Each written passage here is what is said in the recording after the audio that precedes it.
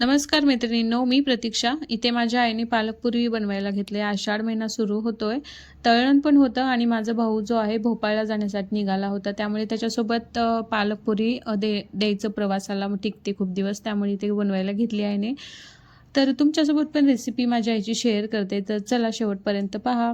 आणि ते मी आईने सगळे पालक जे आहेत ते उकडून घेतले तर छोट्याशा एका कढईमध्ये आणि काढून घेतले एका पातेल्यामध्ये. त्यामध्ये थंड पाणी टाकून ठेवले. थंड पाणी टाकण्याने काय होतं की पालक पोऱ्या ज्या हिरव्यागार होतात, त्यामुळे घेतले. आणि नंतर मिक्सरचं भांडं घेतले.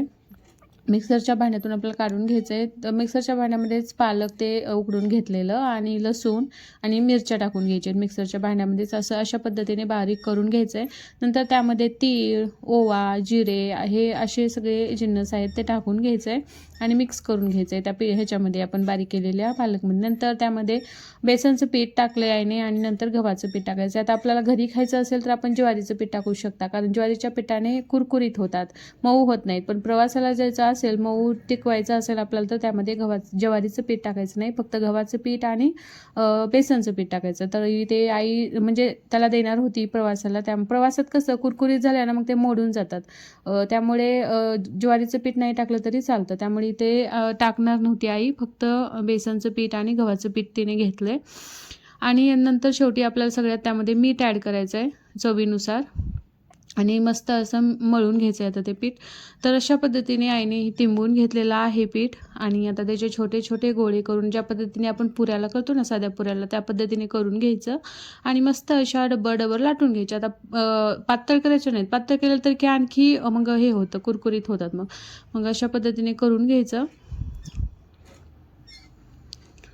आणि हा रात्रीचा टायमिंग होता, त्यामुळे थोडं क्लिअर तुम्हाला दिसत नसेल, दिवसा कसं दिसतं. तर इथे पुऱ्या सगळ्या बनवून तयार आहेत आईच्या. आणि आता इकडे तळ्याला तेल ठेवलंय. तेल छान असं गरम झालं की त्यामध्ये आता त्या पुऱ्या तळून घेणार आहे. तर बघू शकतायत पुऱ्या टाकलेल्या आहेत तळायला आणि छान अशा पुऱ्या तळत आहेत. तर 2 पुऱ्या म्हणजे पहिला घन झालेला आहे तळेला आणि सगळ्या पुऱ्यानंतर तळून घेतल्या आईने. तर तुम्ही कशा पद्धतीने करता पालकपुरी मला नक्की सांगा. आणि व्हिडिओ आवडला तर व्हिडिओला नक्की लाईक करा. चॅनलवर माझे नवीन असाल, माझे व्हिडिओ आवडत असतील तर व्हिडिओला नक्की सबस्क्राईब करा. तर उद्या भेटूया एका रेसिपीसोबत किंवा नवीन एका व्लॉगसोबत. तोपर्यंत बाय बाय.